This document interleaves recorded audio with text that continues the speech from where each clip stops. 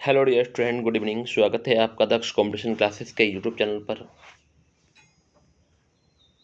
और मैं आपका अपना मोहम्मद आशिम मलिक एक बार फिर स्वागत करता हूं आपका अपने यूट्यूब चैनल दक्ष कंपटीशन क्लासेस पर। और कैसे हैं आप सभी लोग? उम्मीद करता हूं आप सभी लोग अच्छे होंगे, जबरदस्त होंगे, जिंदाबाद होंगे और अपनी तैयारी अच्छे से कर रहे होंगे, क्योंकि आपको पता है कि इस बार एसएससी स्टेनोग्राफर की वैकेंसी के लिए आप बहुत अच्छे से मेहनत कर रहे हैं। तो आप अगर किसी भी तैयारी कर रहे हैं, SSC MTS, SSC stenographer, SSC CHSL जिसका पेपर चल रहा है, या एसएससी CGL, किसी भी आप प्रिपरेशन कर रहे हैं और अगर उसमें जीएस आती है तो आप इन प्रश्नों को जरूर लगाएं और स्टूडेंट, क्योंकि आप लोग जानते हैं कि अगर हम इन प्रश्नों को लगाते हैं तो हमारे लिए बहुत ही वेरी महत्वपूर्ण होंगे। रोज़ रात 9 बजे हमारी वीडियो आप तक पहुंच जाती है।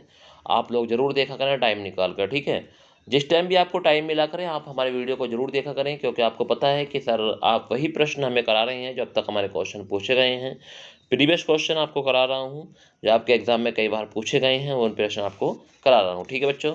तो ध्यान रखेंगे, आने वाले समय में इन प्रश्नों को जरूर पढ़ के जाएंगे, क्योंकि आने वाले समय में यही प्रश्न आपको पूछे जाएंगे और अच्छे से तैयारी कर लोगे तो अच्छी बात रहेगी। क्योंकि आपको कभी कभी कहा जाता है कि ऐसे स्टेनोग्राफर वही प्रश्न रिपीट मार देता है जो आप लोग प्रीवियस क्वेश्चन में पूछे जाते हैं।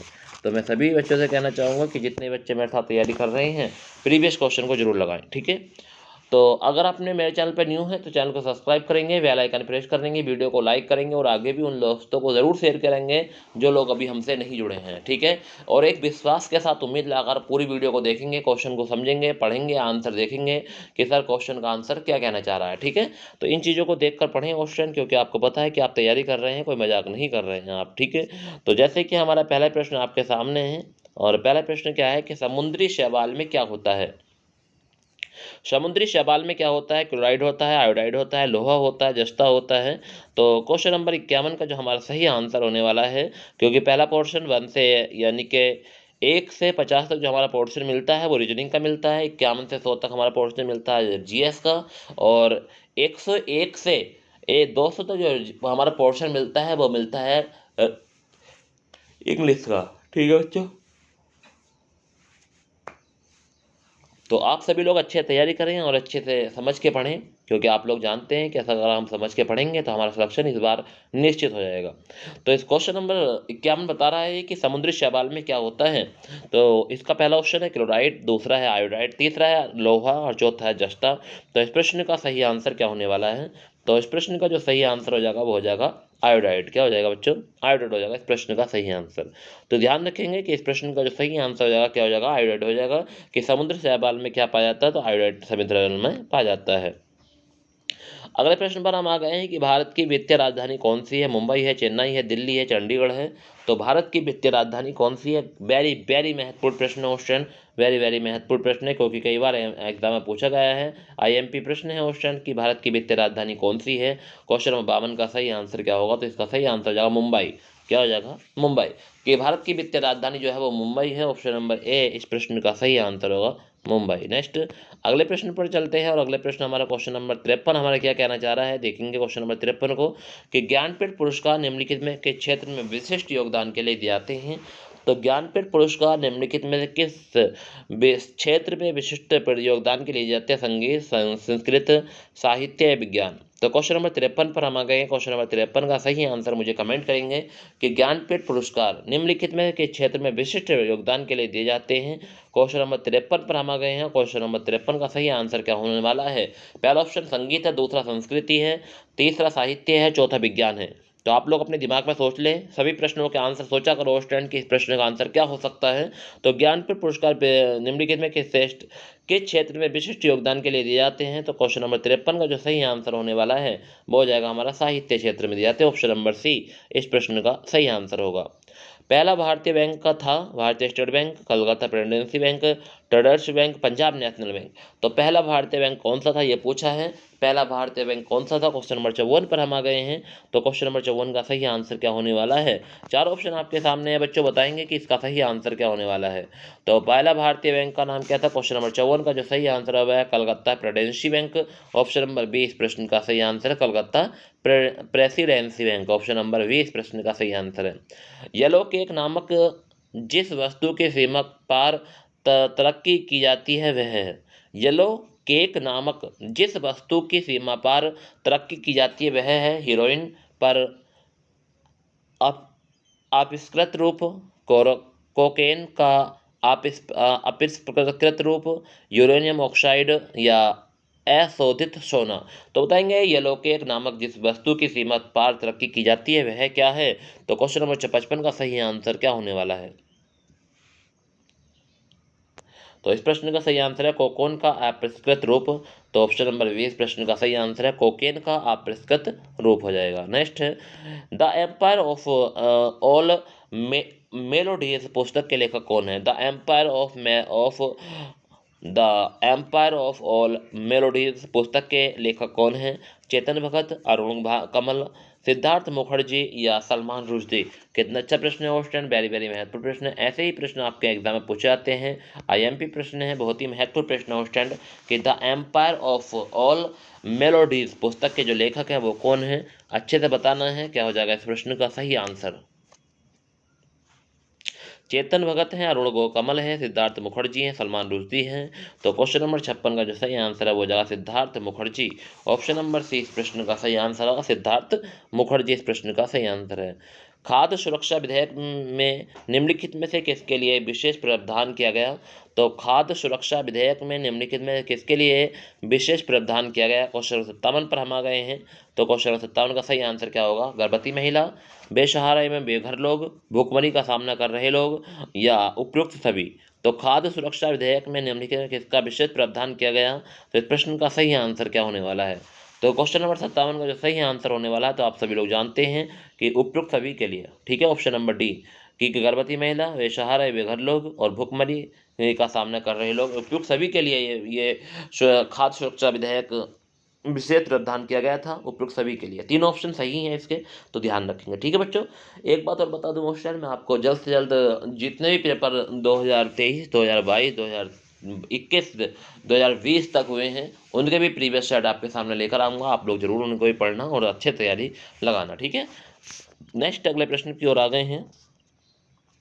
अंटार्कटिक की बर्फ के नीचे मौजूद चट्टानों के विस्तृत नक्शे को क्या क्या नाम दिया जाएगा। तो रॉक मैप, रोड मैप, वेड मैप या सोल मैप।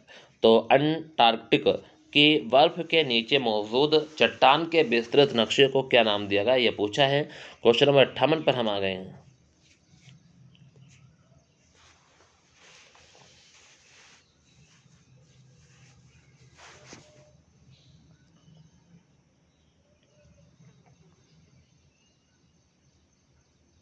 तो क्वेश्चन नंबर 58 का सही आंसर क्या होने वाला है। तो अंटार्कटिक की बर्फ के नीचे मौजूद चट्टान के विस्तृत नक्शे को क्या नाम दिया गया है। तो इस प्रश्न का जो सही आंसर होने वाला है bed map. Option number C इस प्रश्न का सही आंसर होगा bed map. Option number C इस प्रश्न का सही आंसर होगा। नेक्स्ट है, अगले प्रश्न की ओर आते हैं। ALU का पूरा रूप क्या है।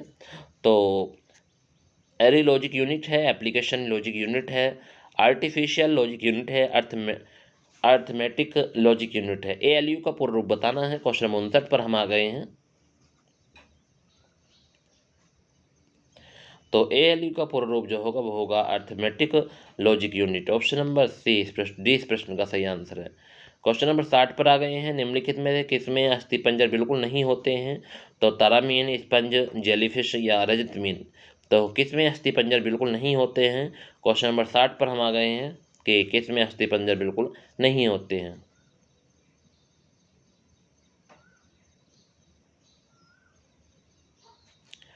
तो किसमें बिल्कुल अस्थिपंजर नहीं होते हैं। तो इस प्रश्न का सही आंसर है रजत मीन।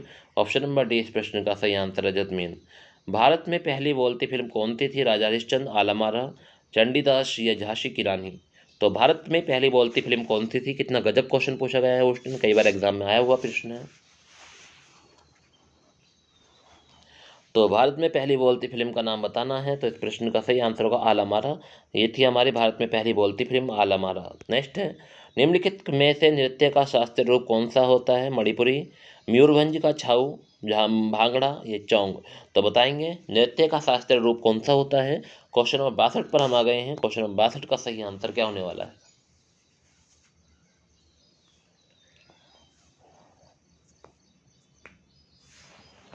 तो क्वेश्चन नंबर 62 का सही आंसर हो जाएगा मणिपुरी। ऑप्शन नंबर ए इस प्रश्न का सही आंसर होगा मणिपुरी। नेक्स्ट है,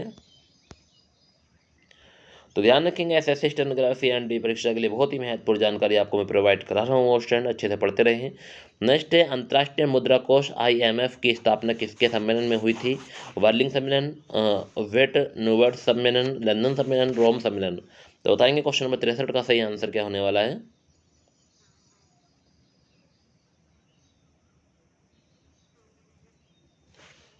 तो इस प्रश्न का सही आंसर होगा ब्रेटन वुड्स सम्मेलन। ऑप्शन नंबर 20 प्रश्न का सही आंसर है ब्रेटन वुड्स सम्मेलन। नेक्स्ट है, निम्नलिखित में से वह धातु कौन सी है जिसमें प्रयोग विद्युत चुंबक के रूप में नहीं किया जाता? लोहा है, तांबा है, निकिल है, कोबाल्ट है। तो बताएंगे निम्नलिखित में वह धातु कौन सी है जिसका प्रयोग विद्युत चुंबक के रूप में नहीं किया जाता है? तो लोहा, तांबा, निकिल, कोबाल्ट। तो बताएंगे एक बार क्वेश्चन नंबर 64 का सही आंसर।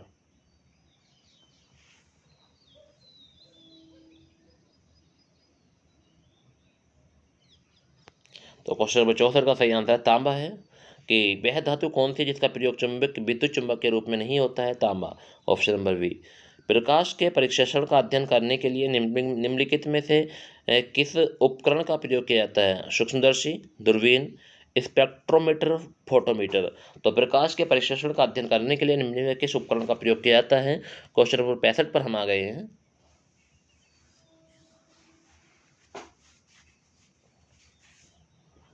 तो क्वेश्चन नंबर 65 का जो सही आंसर होगा वो होगा स्पेक्ट्रोमीटर। ऑप्शन नंबर सी इस प्रश्न का सही आंसर है स्पेक्ट्रोमीटर। फाउंटेन पेन के सिद्धांत पर कार्य करता है। द्रव्यों को उसमें विभव की प्रभा को कोशिका क्रिया, बर्नौली का सिद्धांत द्रव्यों की शांतता। तो बताएंगे फाउंटेन पेन के सिद्धांत पर कार्य करता है। अच्छा प्रश्न है, वेरी वेरी महत्वपूर्ण प्रश्न है। क्वेश्चन नंबर 66 पर हम आ गए हैं।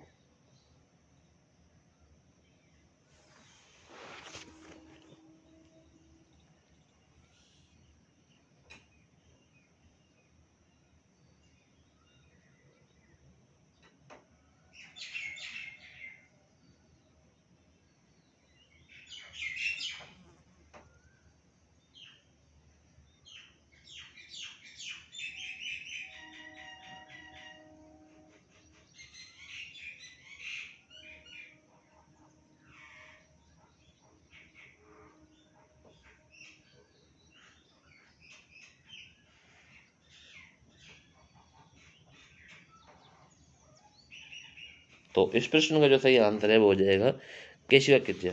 तो फाउंटेन पेन है वो केशिका क्रिया के ऊपर कार्य करता है। ऑप्शन नंबर 20 प्रश्न का सही आंसर है। नेक्स्ट है, विश्व स्वास्थ्य दिवस कब मनाया जाता है? क्वेश्चन नंबर 67 पर आ गए हैं। विश्व स्वास्थ्य दिवस कब मनाया जाता है? क्वेश्चन नंबर 67 का सही आंसर क्या होने वाला है? 5 जून, 7 अप्रैल, 7 जून, 11 जुलाई को। विश्व स्वास्थ्य दिवस कब मनाया जाता है? क्वेश्चन नंबर 67 का सही आंसर क्या होगा? 5 जून को तो आपको पता है पर्यावरण दिवस मनाया जाता है। तो 7 अप्रैल इस प्रश्न का सही आंसर होगा कि विश्व स्वास्थ्य दिवस कब मनाया जाता है? 7 अप्रैल। ऑप्शन नंबर 20 प्रश्न का सही आंसर है 7 अप्रैल। क्वार्टज एक एक रूप है सिलिकॉन डाइऑक्साइड, सोडियम सिलिकेट का, एल्यूमिनियम ऑक्साइड का, मैग्नीशियम कार्बोनेट का। तो बताएंगे क्वार्टज एक रूप है किसका है? क्वेश्चन 68 का सही आंसर बताएंगे मुझे क्या होने वाला है।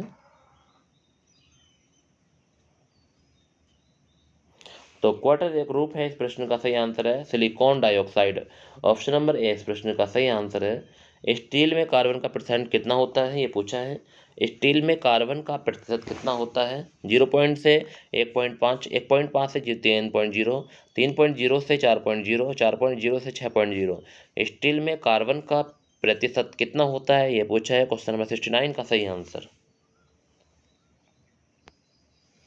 तो इस प्रश्न का सही आंसर है 0.1 से 1.5। ऑप्शन नंबर ए इस प्रश्न का सही आंसर है। ललित कला अकादमी की स्थापना किस वर्ष की गई थी? क्वेश्चन नंबर 70 पर हम आ गए हैं। ललित कला अकादमी 1952, 1954, 1958, 1964। तो बताएंगे ललित कला अकादमी की स्थापना किस वर्ष की गई थी? वेरी वेरी महत्वपूर्ण प्रश्न है स्टूडेंट। अगर आपको क्वेश्चन नहीं समझ रहे हैं तो मेरे आवाज़ पर ध्यान देंगे क्योंकि थोड़ा विलर हो गया था फोटो। कोई दिक्कत नहीं है स्टूडेंट, आप लोग मेरी तरफ ध्यान देते रहे, मैं आपको बताता रहूँगा। क्वेश्चन है 70, ललित कला अकादमी की स्थापना कब हुई? 52 में, 54 में, 58 में, 64 में। तो क्वेश्चन नंबर 70 का जो सही आंसर होने वाला है बच्चों वो हो जाएगा 1954 में। ऑप्शन नंबर 20 प्रश्न का सही आंसर है। ओजोन परत किस वायुमंडलीय परत में पाई जाती है? क्षोभमंडल, समताप मंडल, आयन मंडल, बहिर्मंडल। तो ओजोन परत किस वायुमंडल में परत में पाई जाती है? क्वेश्चन नंबर 71 का वेरी वेरी महत्वपूर्ण प्रश्न है। ऑप्शन की ओजोन परत किस वायुमंडल परत में पाई जाती है? बहुत ही गजब का क्वेश्चन है।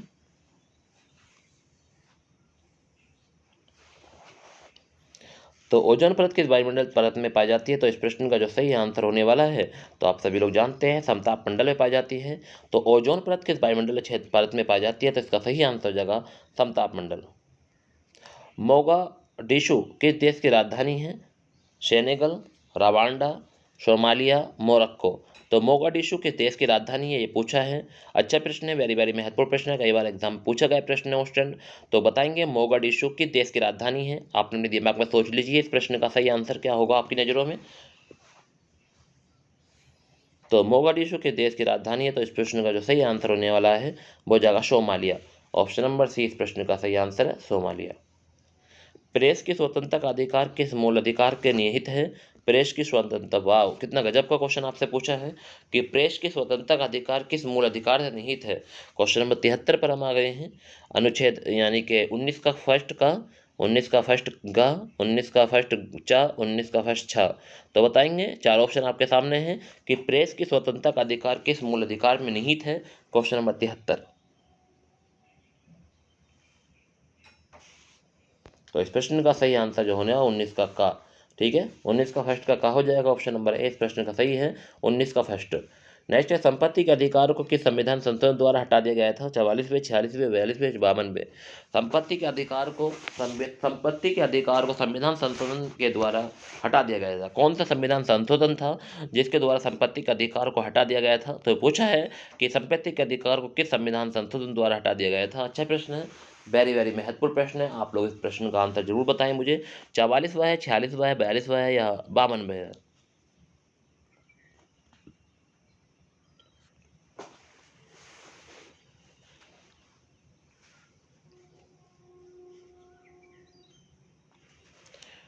तो संपत्ति के अधिकार को किस संविधान संशोधन द्वारा हटा दिया गया? तो इस प्रश्न का सही आंसर है 44वें संविधान संशोधन। ऑप्शन नंबर ए इस प्रश्न का सही आंसर हो जाएगा। ठीक है, ध्यान रखना है। क्वेश्चन नंबर 74 का सही आंसर होगा ऑप्शन नंबर ए। नेक्स्ट है, गरबा के यहाँ का लोक नृत्य है? महाराष्ट्र, गुजरात, बिहार, झारखंड। गरबा कहाँ का लोक नृत्य है? महाराष्ट्र का है, गुजरात का है, बिहार का, झारखंड का गरबा। ऑप्शन आपको थोड़ा ब्लर दिख रहा होंगे, दो लास्ट के दोनों क्वेश्चन ये हो जाते हैं जब हम क्वेश्चन को करेक्ट करते हैं तो उस टाइम हो जाते हैं, उस टाइम थोड़ा सा सहयोग करेंगे बस। तो गरबा कहाँ का लोक नृत्य है? तो आप सभी लोग जानते हैं कि गरबा है गुजरात का। कहाँ का है? गुजरात का। ये प्रश्न आपको पता होगा, वेरी गुड, बहुत बहुत बढ़िया। नेक्स्ट है, लास्ट क्वेश्चन है आज की वीडियो का। तानसेन किस मुगल सम्राट के दरबार में संगीतज्ञ थे? तो बताना है।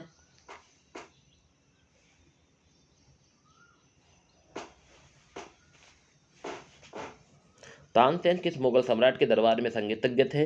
बाबर, शाहजहां, हुमायूं, अकबर। एक बार और सुनेंगे, बाबर, शाहजहां, हुमायूं, अकबर। तो इस प्रश्न का सही आंसर क्या होने वाला है? तो आप लोग सभी जानते हैं कि तानसेन किस मुगल सम्राट के दरबार में के संगीतज्ञ थे। तो क्वेश्चन नंबर 76 का सही आंसर जाएगा वो जाएगा अकबर। ऑप्शन नंबर डी इस प्रश्न का सही आंसर होगा। ठीक है, तो तानसेन किस मुगल सम्राट के दरबार के संगीतज्ञ थे? तो अकबर इस प्रश्न का सही आंसर था। तो ये थे हमारे 51 से 76 तक प्रश्न। उस टाइम कैसे लगे आपको? कम कम प्रश्न आपको प्रोवाइड करा रहा हूँ, जो आप बोर ना हो, अच्छे से पढ़ते रहें, एक एक क्वेश्चन को समझ के पढ़ें उस टाइम, क्योंकि आपको पता है कि कल के दिन को आपका नंबर अगर आज आ गया तो बहुत अच्छी बात होगी उस टाइम। ठीक है, तो मैं सभी अपने विद्यार्थी से कहना चाहूँगा कि जितने विद्यार्थी मेरे साथ बने हुए हैं अच्छे से मेहनत करेंगे। ठीक है, तो आज की वीडियो का समापन यही करते हैं। ऐसे ऐसे स्टेनोग्राफर वाले बच्चों से मैं कहना चाहूँगा कि अच्छे से सभी लोगों को शेयर कर दिया करें। जो लोग अभी हमसे नहीं जुड़े हैं उनको भी भेजा करें। अगर आपने मेरे चैनल को अभी सब्सक्राइब नहीं किया है तो आप भी मेरे चैनल को सब्सक्राइब करें, बेल आइकन प्रेस करें और आगे भी इस वीडियो को जरूर शेयर किया करें उस टाइम, क्योंकि आपकी बदौलत है जो मैं यहाँ तक पहुँचा हूँ। ठीक है, अगर आप भी मेरे चैनल पर न्यू हैं तो आप भी प्लीज़ मेरे चैनल को सब्सक्राइब कर लें, अच्छे से बेल आइकन प्रेस कर लें और वीडियो को लाइक करना ना भूलें और उन दोस्तों को जरूर भेजें जो अभी हमसे नहीं जुड़े हैं। इसी के साथ आज की वीडियो का समापन करते हैं। Thank you very much. उस टाइम अच्छे से रहेंगे, अपना ख्याल रखेंगे।